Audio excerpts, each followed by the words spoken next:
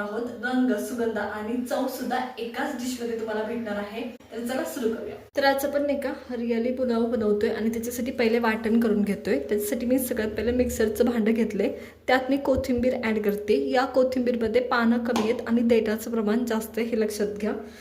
तर तुम्ही फक्त देठ वापरली तरी चालतील, काही हरकत नाही। त्याच्यानंतर माझ्याकडे इथं पुदिना आहे, तो मी ॲड करते। पुदिना हा कोथिंबीरपेक्षा कमी असावा, तरी इथं हे पुदिना मी ॲड केलाय। तर इथं मी हे लसणाच्या कुड्या टाकते 4-5।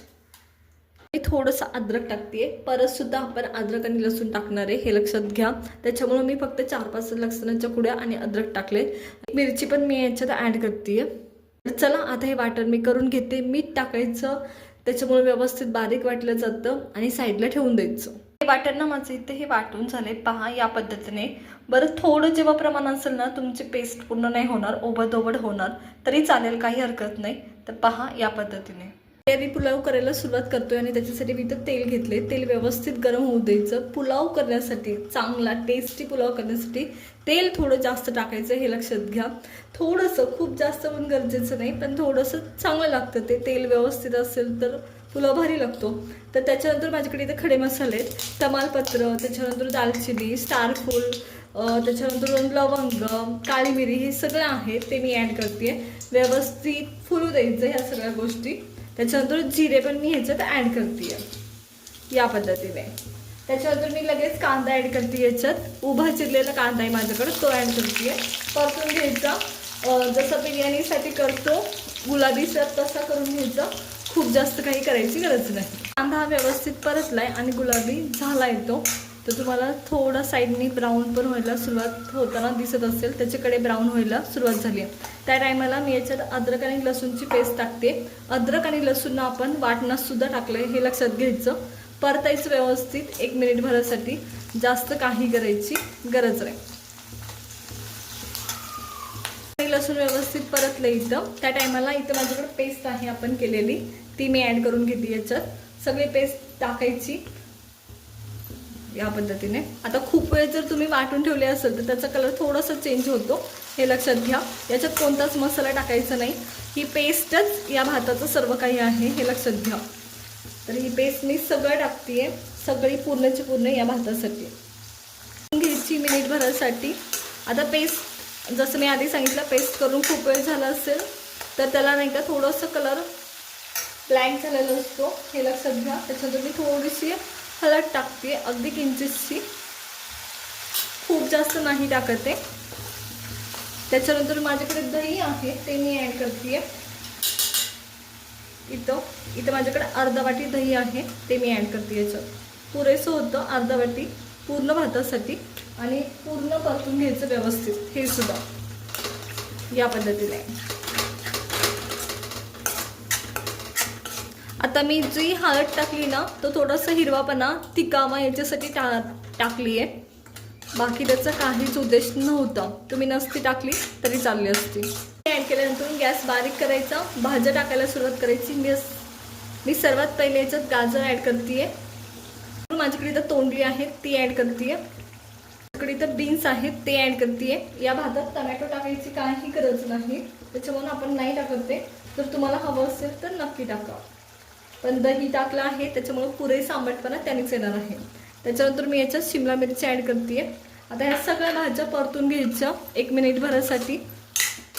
आता याच्यात मी जिरा राईस तांदूळ यूज करणार आहे। तुम्हाला हवं असेल तर तुम्ही बासमती तांदूळ यूज केला तरी चालेल, तो मात्र धुवून अर्धा तास साईडला ठेवायचं, जेणेकरून व्यवस्थित तो भिजला गेला पाहिजे, जेणेकरून लॉंग राईस होईल। तो फ्लावर आहे ते ॲड करते। आता फ्लावर मी नाही का गरम पाण्यात टाकून ठेवलं होतं, मीठ टाकून, जेणेकरून तो स्वच्छ व्हावा। हे परतून घ्यायचं कंटिन्युअसली या पद्धतीने।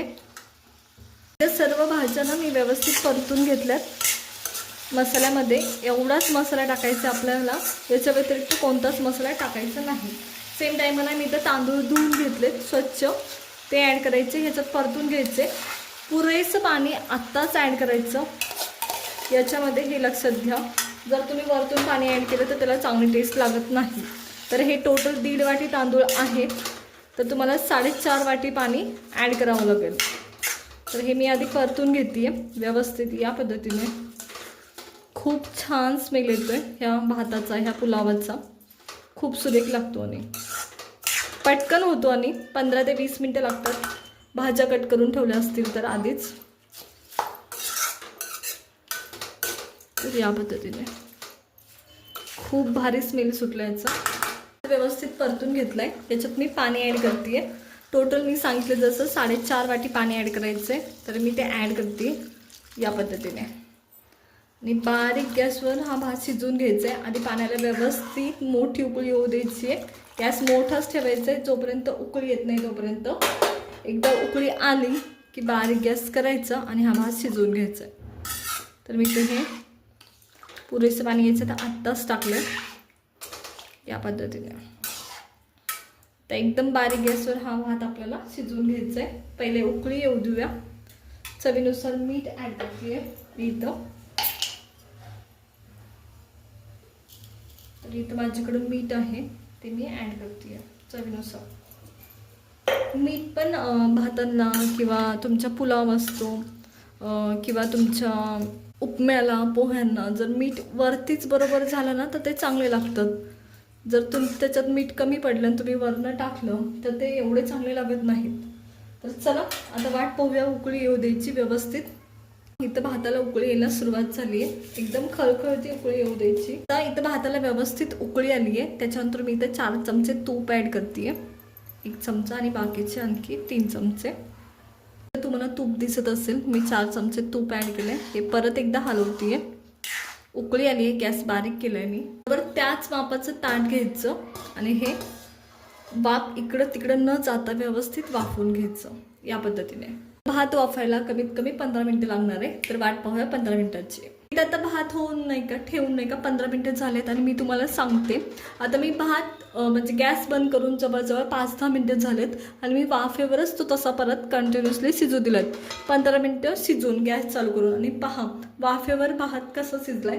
अप्रतिम वास येतोय. खूप सुरेख असा वास येतोय आणि घमघमाट सुटलाय अक्षरशः. तर पहा सुरेख असा मी तुम्हाला काढून पण दाखवते. तुम्हाला नाही का हे बघा, तर मी तुम्हाला हा काढून दाखवते.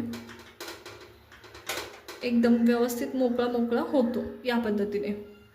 तर चला हा भात मी साईडला सुद्धा काढून घेते. खूप सुरेख असा वास सुटला याचा. इथं ना मी आपला हा पुलाव ना साईडला काढून घेते आणि मी तुम्हाला दाखवते. अगदी दाना ना दाना सेपरेट आहे. तर पहा या पद्धतीने. म्हणजे खूप छान घरभर सुवास या पुलावचा सुटतो. आणि हा पुलावात आपण कोणताच मसाला यूज नाही केला तरी सुद्धा खूप अप्रतिम लागतो. तर चला सर्व पुलाव मी हा असाच काढून घेणार आहे. खूप साऱ्या भाज्यांसोबत तुपाचा फ्लेवर खूप अप्रतिम होतो.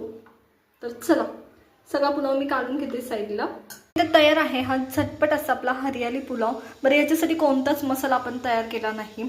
कोणताच मसाला बाहेरचा किंवा घरचा सुद्धा वापरलेला नाही. अगदी साध्या सोप्या वाटण्यात आपण हा हरियाली पुलाव तयार केला आहे आणि खूप खूप सुरेख झाला आहे. त्याच्यामुळे नक्की ट्राय करा.